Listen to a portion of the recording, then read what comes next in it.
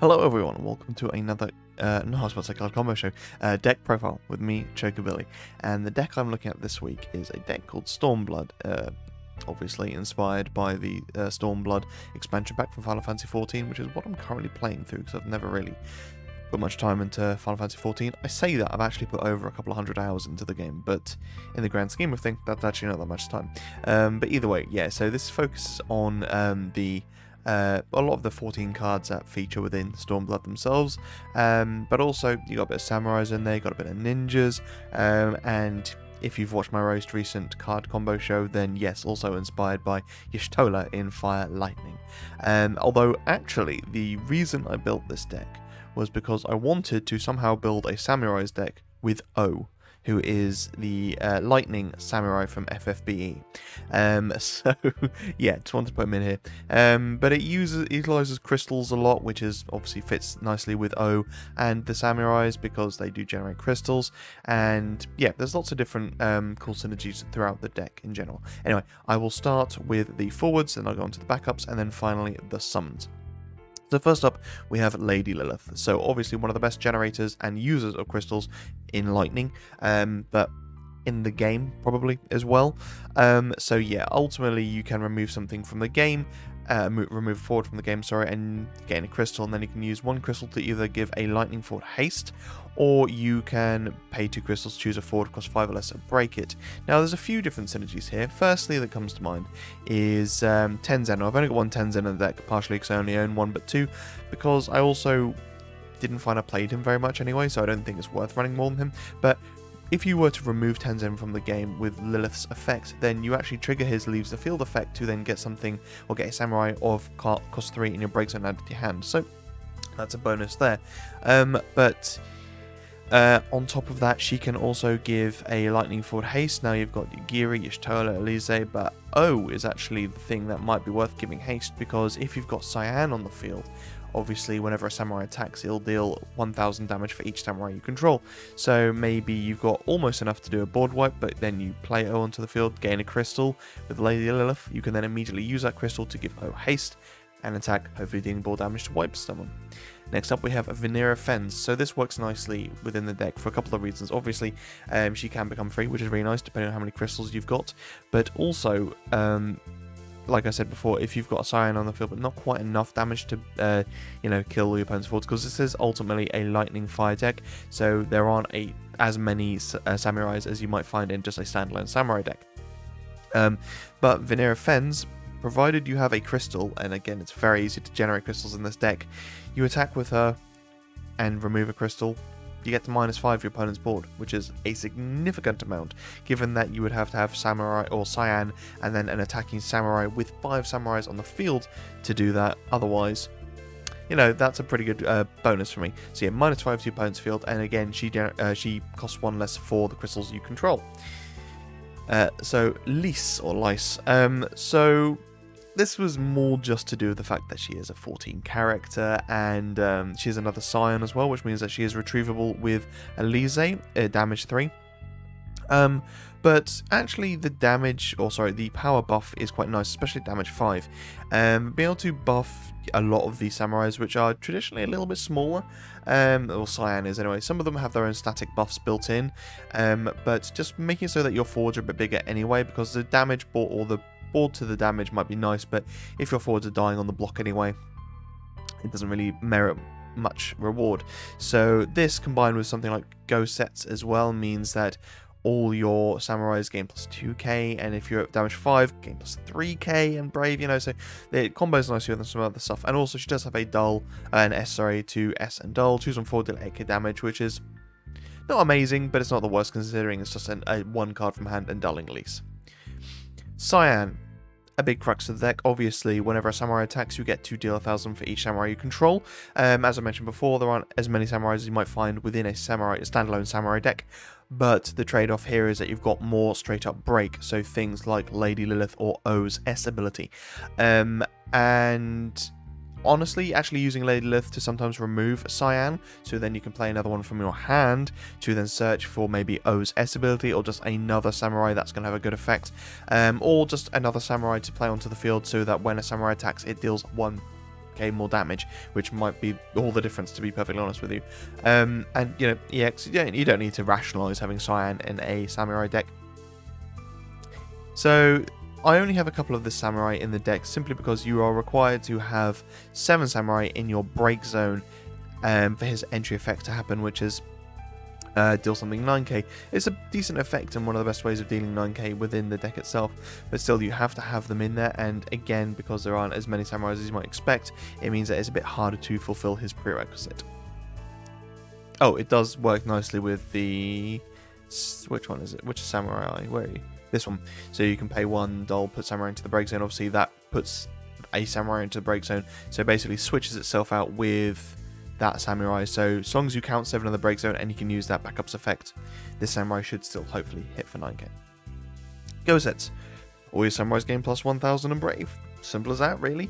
Also, when he dies, or when he's put from the field into the break zone, so not leaves the field like Tenzen, unfortunately, but when he's put from the field into the break zone, you can choose a job Samurai in your break zone, add it to your hand, which means that, again, if you've got O on the field, you can use your O effect. So having Go sets and O there is a really nice blocking combo, because if you've got the CP, or if your opponent can see you've got the CP to be able to play for O's S ability, and they want to attack, Go sets dies, get to that O, use the O effect, and kill something, and gain another crystal as well. Samurai, so this one's a bit more reliable in its damage dealing. Now it's a little bit less, it only deals 8k, but ultimately you basically pay 5 for its entry effect. When you do so, you get to deal something 8k, which, you know, that's not too bad. There aren't as many summons in this deck as you might expect, so yeah, just having kind of facilitating that by having lots of forwards with entry effects that deal damage and hopefully kill things is important. And again, playable off of the Samurai backup, because it is both a fire and a standard unit onto the field. Yugiri, now I did initially have a couple of Yugiri in the deck, but I found that I wasn't using my ninjas as much, or I just kind of naturally found them a lot anyway, which is ironic given that there are less of those than there are Samurais. But either way, she is an EX burst that can search you a ninja. There are both fire and lightning ninja backups, so that was one of the reasons I put her in here, is to be able to facilitate more backups. But also, if you don't want to go for a backup, you can always go for Gesho, who is in the right elements and does have a decent effect as well. The one problem is the fact that he does cost a lot, and his power is a bit under curve for that, but still being able to remove something from your opponent's hand is very nice. And finally, you know, if you play Yugiri onto the field, hopefully that gets you your second ninja to hand, at which point you can discard 2 ninjas to just break a forward. Or 4 or less, sorry. Break forward or 4 or less. But again, more direct break effects within this deck, where, you know, sometimes you might be wanting to go for board wipe with fire, or just outright break with the lightning side of it. Now we have Y'shtola.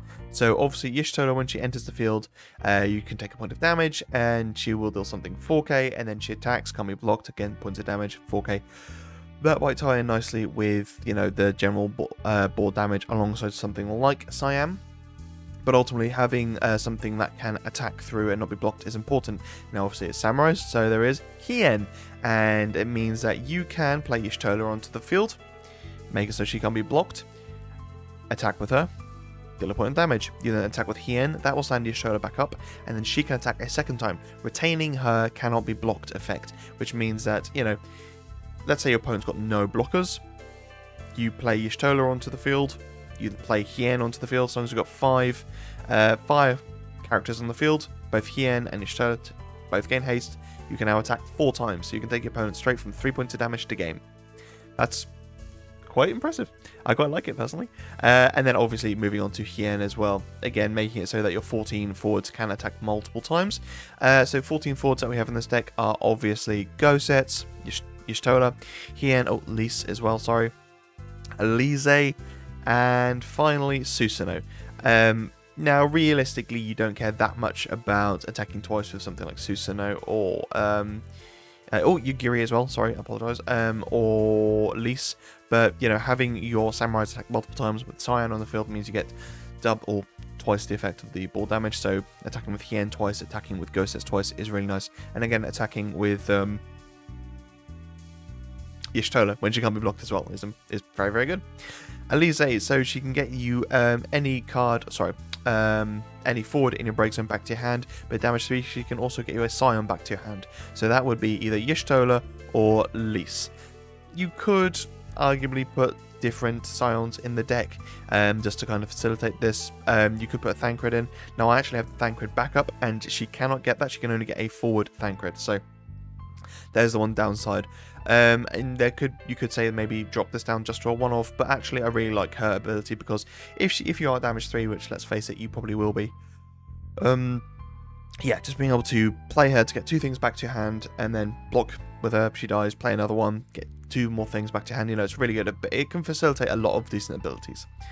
Oh, so he's got a decent protective ability, similar to Ilua. The first time he's targeted, cancel that ability, or summon, and then when he enters the field, you gain a crystal, and when he uses S ability, which is an S, a lightning, and a colorless, choose one forward of 5 or less, break, and gain a crystal. So, again, more really good break effects within the deck. That's also pretty cheap as well, and then also gain a crystal, which, again, works nicely with things like Lady Lilith or Vanera Fens. Gesso, as I mentioned before, mostly off of Yugiri, can remove things from your opponent's hand. Tenzen, just a standard good samurai card, but I often found it's not that it was too slow, but you play him early, or I never really got a chance to play him other than that. So you want to get him down nice and early, but if your opponent's already equaling your field, then Tenzen may not be the best shout, so excuse me. It meant that I didn't really see the worth of having too many Tenzens.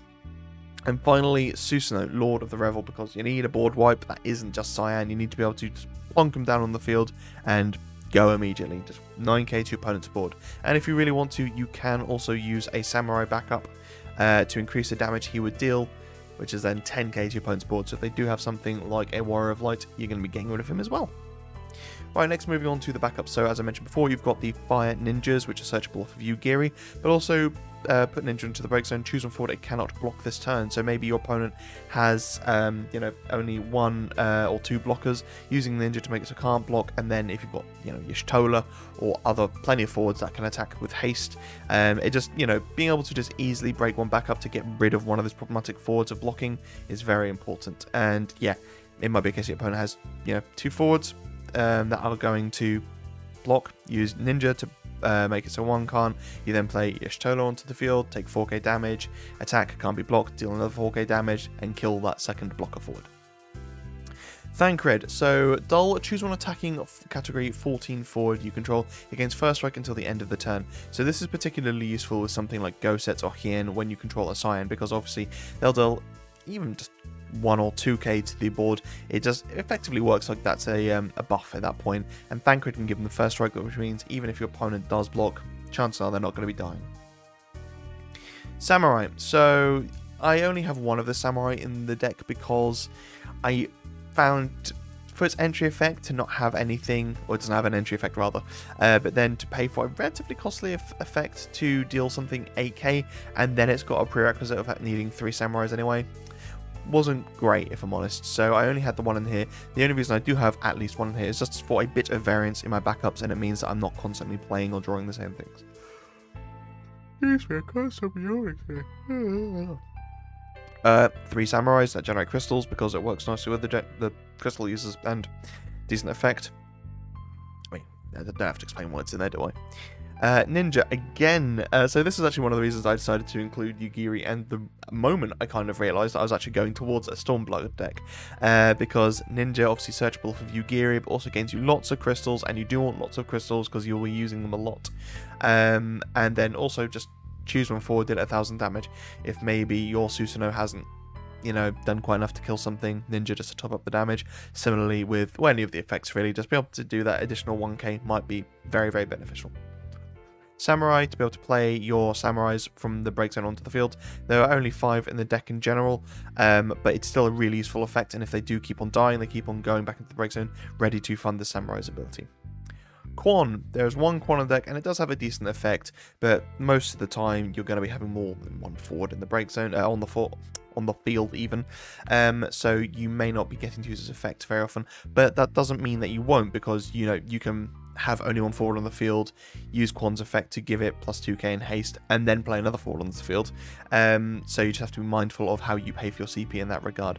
But yeah, you can play something like Cyan onto the field, give him haste, and or through Quan, and then also play something else to give haste. But ultimately it's in the deck because it also searches off of Miyu, and yeah, just having more consistency with backups is important. I do have a variety of different backup searches and deck offs. I've got Miyu into Quan, I've also got Yugiri into the ninjas, and I've got Cyan into the samurais. So, you know, hopefully your backups should do relatively well within this deck. And then finally we've got summons. There aren't many, and not many to talk about as well. Is just Belias the Gigas, another means of giving stuff haste. Again, if you've got Cyan on the field, you want to be attacking with maybe a couple of your samurais just so you can get that board wipe. You know, that could be very important. Again, having first strike there and plus 1k is very useful, and it's an EX, so that draw a card might make a world of difference as well. Ifrita. So this is a bit of a weird one, I appreciate, but I like the versatility of this card in this style of deck because, you know, you attack with Cyan, you do maybe 4k to the board, you then use Ifrita to deal 3k to the board, that's 7k, hopefully it kills a few forwards. It can break a monster of 3 or less, that's very useful. If you're playing up against wind or ice in this deck, chances are you're going to be using that effect off Ifrita. So you could even argue maybe topping this up to 2 summons, because yeah, just be able to break those monsters is very important. But ultimately, be able to deal 7k to one thing is very useful. You attack with Cyan, deal 3k to your opponent's board, finish it off with a 7k, not too bad. Lastly, we have Bahamut. It can be used, or it's a crystal user. I did have Remora in the deck as well. Remora might have more of a place here because, you know, ultimately you can save one thing and kill another. But again, I just wanted another means of just outright dealing 9k to something. So, you know, you could probably get rid of 1 or 2 of the forwards in the deck already to maybe supplement the Bahamut, or maybe even get rid of some of the backups because, again, you've got a lot of backup searches, so that could be a potential there as well. But just another means of utilizing crystals if you wanted to. And that is my Stormblood deck. It's a lot of fun to play. It's, you know, it's not hugely strong. It sacrifices a lot of the strength that samurais have for a bit more jank, you know, using things like Lady Lilith, Vanera Fens, and ultimately to have a bit more fun with the deck. You know, it's not just a case of look at all my samurais, attack, kill everything. I wanted to throw a bit more kind of spice in there, and ultimately I really like lightning, and I quite like lightning fire as a combination as well, so I kind of wanted to dip into that a bit more. And it just so happened that it fitted the fact that I'm also playing Stormblood at the moment as well, so, you know, rather serendipitous. But there we go, folks. Tell me how you might change the deck. What would you kind of throw in? What would you take out? Make sure to like and subscribe. It really makes a world of difference, especially on a channel of this size, you know. Just that one additional like or that additional comment really helps with the YouTube algorithm. I know a lot of people talk about this sort of thing, but it really does. Just getting my video recommended to just 1 more, 2 more people is really effective. So please make sure to like and subscribe, leave a comment, and yeah, stay safe, be lucky. See you in the next video.